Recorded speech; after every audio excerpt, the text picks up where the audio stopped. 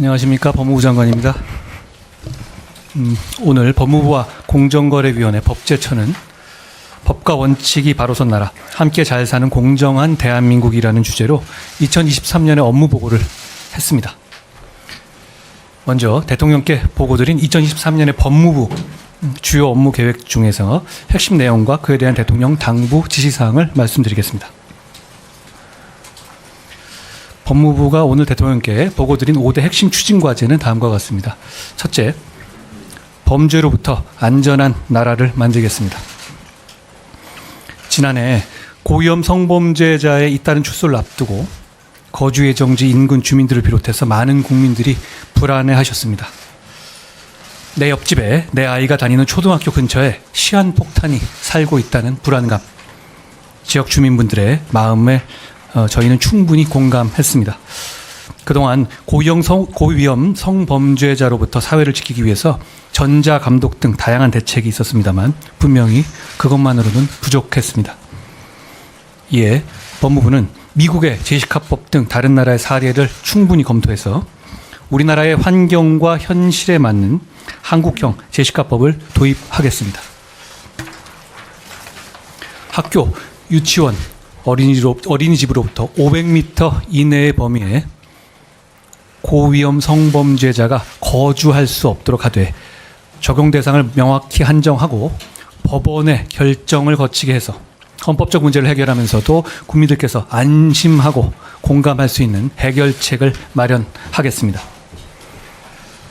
전염병처럼 퍼지는 마약의 유통과 제조를 강력하게 단속하고 재활과 치료 그리고 예방교육을 강화해서 대한민국을 다시 마약 청정국으로 만들겠습니다. 기업인 행사하면서 경제질서 어지럽히는 깡패와 전세사기, 보이스피싱 등 민생 침해 범죄를 엄단하겠습니다. 둘째, 국가 백년 대계로서의 새로운 출입국 이민 정책을 만들겠습니다. 가칭 출입국 이민관리청을 신설해서 오로지 국민의 이익을 기준으로 범정부 차원의 통일된 정책을 신속하게 수립하고 국민이 공감하는 사회통합의 기반을 마련하겠습니다. 또한 경제정책에 기여하는 비자정책을 추진하고 불법 체류 감축 5개년 계획을 금년부터 새로 추진해서 현재 41만 명인 불법 체류자를 5년 이내에 20만 명대로 감축하여 엄정한 체류 질서를 확립하겠습니다. 셋째, 반법치 행위에 강력하게 대응해서 법 질서를 확립하겠다는 점도 보고 드렸습니다. 공정과 상식을 훼손한 이익 집단의 조직적 불법 행위는 타협 없이 배후까지 엄단하고 해외 도피 사범을 반드시 검거해 송환하겠습니다. 반법치 행위에 대한 법과 원칙에 따른 대응이 윤석열 정부를 지지하고 선택해준 국민들이 선택한 이유라는 점을 잘 알고 있습니다. 반드시 그렇게 하도록 하겠습니다. 넷째, 미래 번영을 이끄는 법질서 인프라를 구축하겠습니다. 국가의 기본법인 민법, 상법을 개정해서 시대 변화와 역동적인 경제 성장을 뒷받침하겠습니다. 서울을 국제 중재 산업의 허브로 조성하고 글로벌 중추국가로서 위상에 걸맞는 국제 법무 업무를 수행하겠습니다. 마지막으로 사회적 약자에 대한 보호와 지원을 대폭 강화하고 수용시설의 인권보호, 수용시설의 의료체계 개선에도 힘써서 인권의 사각지대가 없도록 사회 구석구석을 살피겠다는 점도 보고드렸습니다. 업무보고 후에는 법과 원칙의 확립, 국민의 일상과 민생 보호를 주제로 현장 전문가들과 심도 있는 토론을 진행했습니다. 토론의 주요 내용은 미리 나누어 드린 자료로 가름하겠습니다.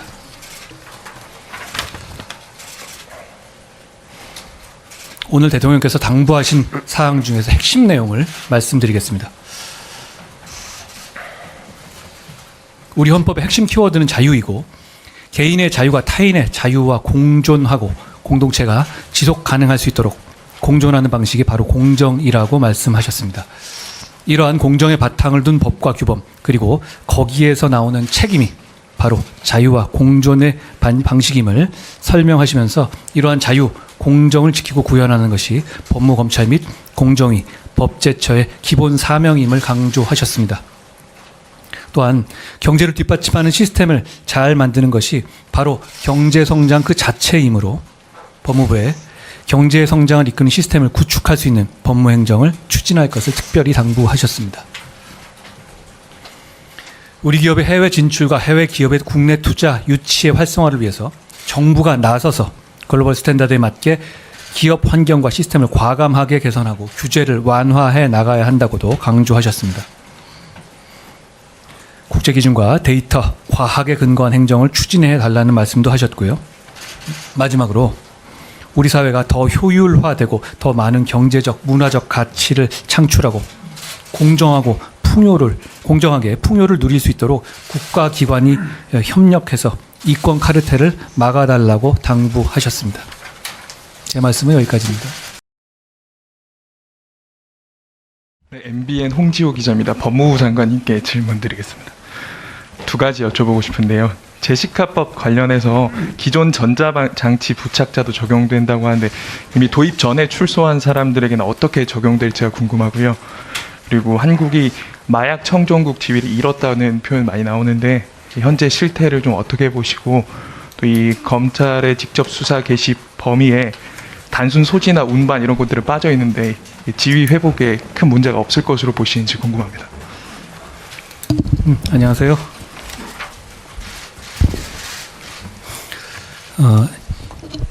이 제시카법은 형벌 규정이 아니고요. 범죄 예방을 위한 보안 처분 규정이거든요. 그러니까 이게 이중 처벌이라든가 소급표 문제가 적용되지 않습니다. 그러니까 지금 현 단계에서 이런 위험성이 있는 사람에 대해서도 적용이 가능한 것입니다. 그렇게 말씀드리겠고요. 그리고 지난 검수완박 시행령 개정으로 인해서 마약 수사 중에 일부 범죄에 대해서만 검찰의 직접 수사 기능이 회복됐는데요. 말씀하신 것처럼 작은 어떤 투약 수사를 하다가 이 제조라든가 이런 사범물이 이뤄지는 경우가 당연히 많겠죠. 그런 부분에 대해서 구멍이 분명히 있고요.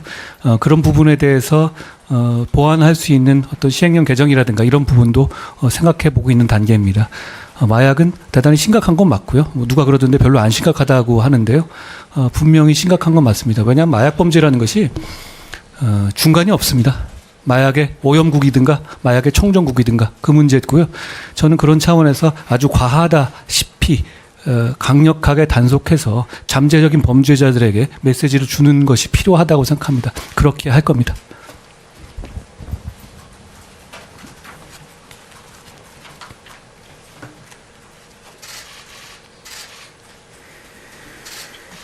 네. 마이크 좀 켜주세요. 네, 법무부 장관님께 질문드리겠습니다. 한결의 강재구인데요. 그 제시카법 도입과 관련해서 학교 기준으로 일률적으로 이제 주거를 제한하면 해당 기간이 많은 이제 서울이나 수도권은 사실상 거주가 좀 불가능하지 않냐라는 지적이 있는데 이에 대해 좀 어떻게 생각하시는지 여쭤보고 싶고, 그리고 법무부는 실제 주거 제한이 이루어지면 한 연 몇 명 정도의 인원이 주거가 제한될 걸로 예상하고 있는지도 추가로 여쭙습니다. 예. 이 법은 지금 현재 연역적으로 2005년에 제시카라는 어떤 피해자가 있었던 범죄로 인해서 미국에 주로 도입된 법 체제입니다. 주 중에서는 한 42개 주가 도입되어 있고요.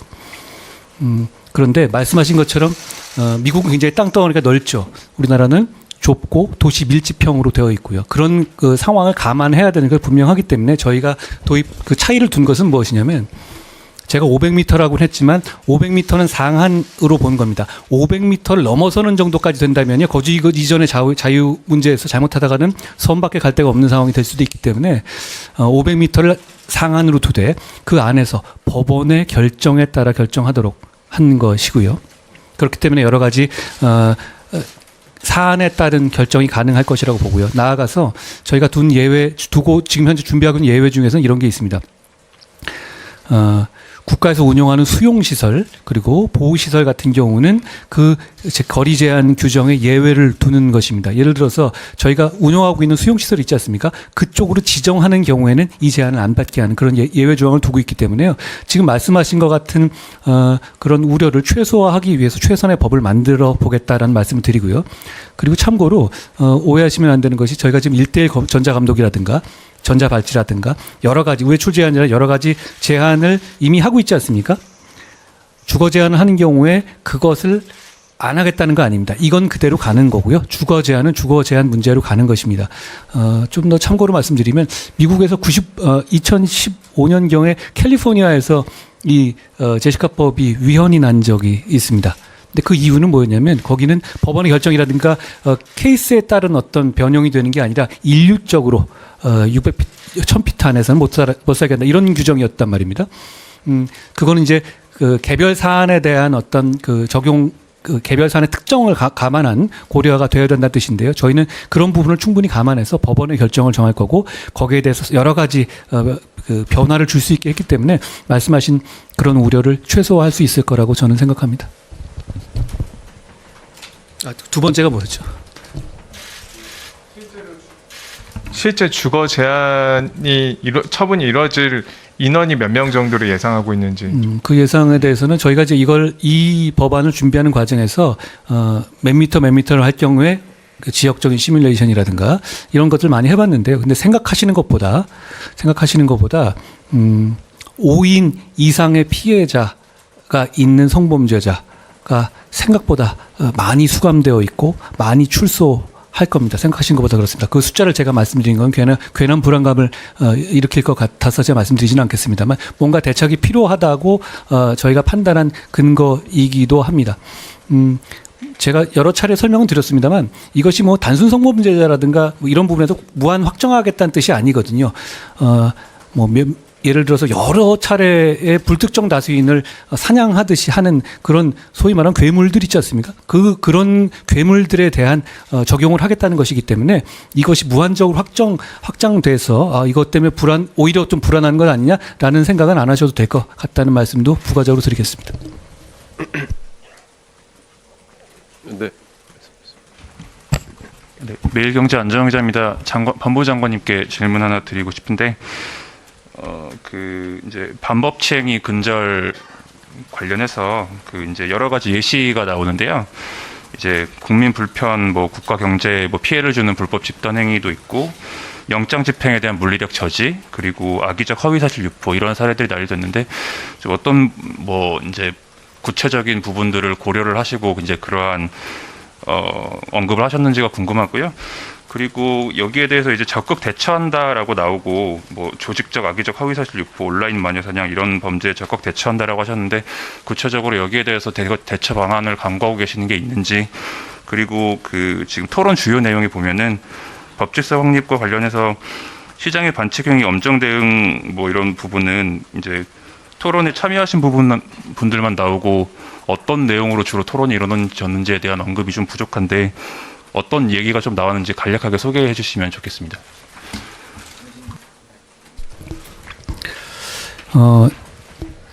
반법치 행위에 대해서 나온 어떤 그런 항목들에 대해서는요, 특별하게 어떤 사안을 구체적으로 상정하고 한 것은 아닙니다. 제가 역으로 여쭤보면요, 거기 나온 것들은 다 근절돼야 맞는 것 아닌가요? 그리고 지금까지 그 부분에 대해서 어떤 떼법이라든가 이런 문화 때문에 제대로 집행되지 않은 부분이 있다면 아는 것이 잘못된 것이고요. 저희는 그걸 하겠다는 겁니다. 제가 아까 잠깐 말씀드렸지만 저희는 우리 정부를 국민들께서 선택해 주신 큰 이유 중 하나가 그런 문제에 대해서 원칙적으로 대응하라는 요구라고 생각합니다. 그렇기 때문에 그렇게 할 것이다 라는 말씀 드린 것이고, 그걸 구체적으로 특정 사안이라든가 이렇게 연결해서 제가 말씀드린 건 아니라는 점을 말씀드리고요. 적극 대처는 저희는 어차피 사법 법 집행 기관이고요. 양형이라든가 이 법 집행하는 과정, 그 수사 과정에서 적극적으로 법을 적용하고 엄정하게 처벌하는 것이 그 적극 대처의 중에 하나라고 볼 수 있겠죠. 반칙행위라는 건 여러 가지 있지 않겠습니까? 지금 주로 여기 나온 것이 주로 그거는 저의 관계 부분은 아니었는데 공정위라든가 이런 부분에서 이제 카르텔 행위라든가 어떤 대기업 집단이 또 기술 탈취한다든가 이런 부분에 대해서 법에 따라서 이 법을 제대로 적용함으로 인해 가지고 피해자들을 구제하겠다 이런 류의 토론이 오갔던 것으로 저는 기억합니다. 토론 내용은 별도로 요청하시면 제공드리겠습니다.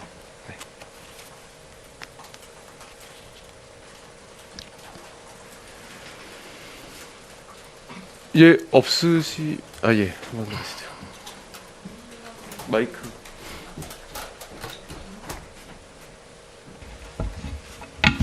네, 저 법무부 장관님께 질문하려고 하는데요. 그 작년 10월에 그 행안부에서 발표한 그 정부 조직 개편안엔 이민청 신설이 빠져 있었는데 이번엔 들어가면서 그 몇 달 사이에 그 추진하게 된 그 배경이 뭘지 좀 설명을 부탁드릴 수 있을까요?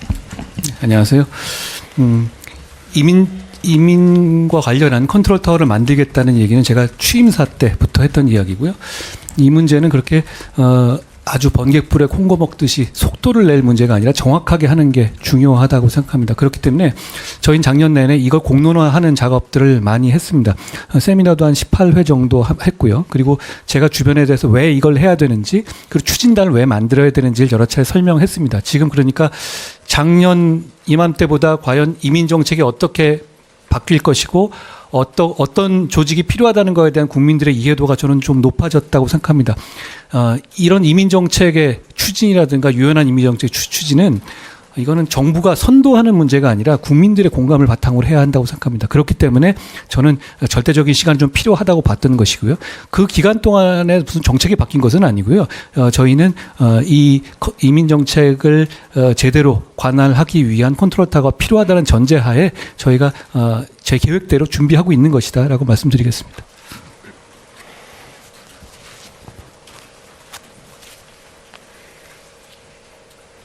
예, 더 질문 없으시면 이거 예, 하나 정도 더 받겠습니다. 네, 법무부 장관님께 여쭤볼게요. CBS 김태환 기자인데요. 우선 그 업무보고 내용 중에 그 조직폭력범죄 엄정 대응 관련해서 18개 지검에 이제 그 검경 협의체를 만든다고 했는데 그 협의체가 구체적으로 어떤 기능을 하면서 어떤 시너지 효과를 낼 것이라고 생각하시는지 궁금하고, 두 번째는 업무보고 내용에는 없는데 이제 올해 헌법재판소에서 사형제 그 위헌 심판 결정이 이제 나올 텐데요. 그게 이제 결과가 어떻게 나올지 모르겠지만 그거에 대해서 후속 조치를 해야 되는 이제 주무부처로서 그 준비가 어떻게 되고 있는지 뭐 갖고 계신 생각이 어떤지 좀 궁금합니다. 네. 안녕하세요. 조직폭력배들은 뭐 전국구도 있지만 지역에 많이 있지 않습니까? 뭐 양아치급도 있고 조금 더 큰 데도 있고 이러겠죠. 그런 거에 대해서 검경이 나름대로의 정보를 가지고 있습니다. 과거에는 검찰이 경찰에 대한 수사를 지휘하는 관계였기 때문에 그것이 거의 뭐 그 흐름 자체에 지장이 없었는데, 수사권 조정 이후에는 서로 간에 별개의 수사체로 가다 보니까 서로 정보 교류가 잘 안 되고 있는 부분도 있고요. 그리고 정보라는 것은 사건을 하다가 나옵니다. 예를 들어서 무슨 뭐 간단해 보이는 서민에 대한 갈취 과정에서도 깡패가 개입되어 있는 경우도 있을 수 있고요. 뭐 고소고발을 하다가 나오는 경우도 있을 수 있고, 검찰이 하는 검찰에서 어떤 경제 사건을 하다가 나오는 경우도 있겠죠. 그런 경우에 정보가 서로 오가는 플로우를 정상화하겠다는 것이고요. 그리고 기본적으로는 이 경찰이 갖고 있는 정보라든가 이렇게 지역에 있는 것들이 더 많이 있거든요. 그런 부분과 검찰의 수사와 기소권 이런 부분을 결합하게 되면 훨씬 큰 시너지가 날 수 있기 때문에 그런 방식으로 조폭 수사를 하겠다는 말씀입니다. 그리고 지금 이미 시작된 상태고요. 제가 자주 말씀드리긴 하는데요. 아까 제가 업무 보고 당시에도 대통령께도 말씀드렸습니다만, 저는 2023년 대한민국의 깡패와 마약은 공공의 적이라고 생각합니다. 강력하게 단속해야 맞다고 생각합니다. 그런 차원에서 할 수 있는 일을 모두 다 할 것이라는 약속을 드립니다. 그리고 또 제가 단기 경력이 잘 떨어져서 아까 뭐 얘기했죠? 그 사형제도 위헌 심판 후속 조치 문제입니다. 사형제도에 대해서는 저희는 그동안에 사형제도가 존치되어야 한다는 이 정부의 입장을 견지하고 있고, 그런 차원에서 헌법재판소의 재판에 최선을 다해 임하고 있다는 말씀을 먼저 드리고요. 그리고 사형제도가 만약에 이게 위헌이 돼서 없어지게 되면 여러 가지 문제가 생깁니다. 그런 걸 생각하고 김 기자님 질문하셨을 것 같긴 한데요. 예를 들어서 그러면 지금 우리가 집행하고 있지 않은 이런 사형 기결수들은 어떻게 될 것이냐. 사형 기결수들에 대해서는 그렇다고 해서 징역형을 선고한 게 아니거든요. 법상. 그러면 이분들이 뭐 석방될 거냐. 그런 결과가 나면 또 안 되지 않겠습니까? 여러 가지, 그러니까 이건 제가 하나 예시를 든 건데, 그 사형제가 없어졌었을 경우에 향후의 문제도 문제지만 기존의 사형이 선고된 상태에서 집행되지 않고 있는 사람들, 사형수들에 대한 어떤 처분의 전환 문제라든가 여러 문제가 생길 수가 있습니다. 그런 문제까지 포함해서 연구를 하고 있는 단계고요. 다만 말씀드리다시피 저희 법무부와 정부의 입장은 사형은 아직 범죄에 대한 위하력이 있는 것이고 그렇기 때문에 존치되어야 한다는 것이 저희 정부의 기본 입장이고 헌법재판소에서 합당한 결론이 나올 수 있도록 최선을 다하겠다는 말씀을 드리겠습니다.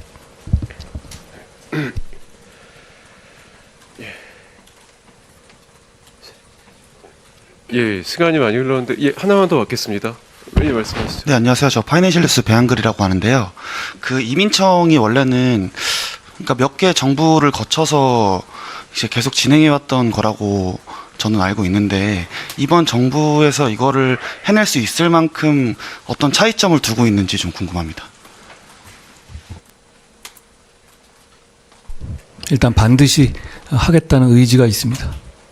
그리고 최근에 있어서 인구 감소라든가 생산 가능 연령에서의 인구 감소는 심각한 추세지 않습니까?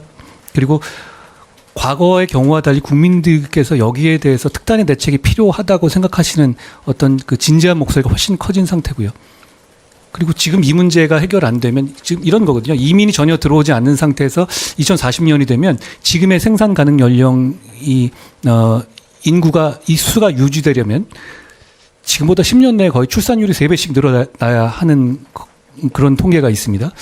게다가 그렇게 늘어난 새롭게 출산된 인구가 또 생산 연령 가능까지 포함되기 위해서는 한 15년 가까이 필요하고요. 그러니까 지금 단계에서는 외국 인력의 유입이라는 것, 그 외국 인력을 통한 어떤 경제 발전을 지탱하는 것은 불가피한 면이 있고 그 점에 대해서 과거에 비해서 국민들께서 명징하게 이해하고 계시는 것으로 알고 있습니다. 저희는 거기에 대해서 국민들의 그런 요구와 그런 어려운 질문에 대해서 답을 드리기 위한 기관을 만들어야 되겠다고 생각한 것이고 차이는 그겁니다. 국민들의 인식과 요구가 굉장히 커졌고요. 그리고 저희 정부가 그걸 해내겠다는 의지가 강합니다.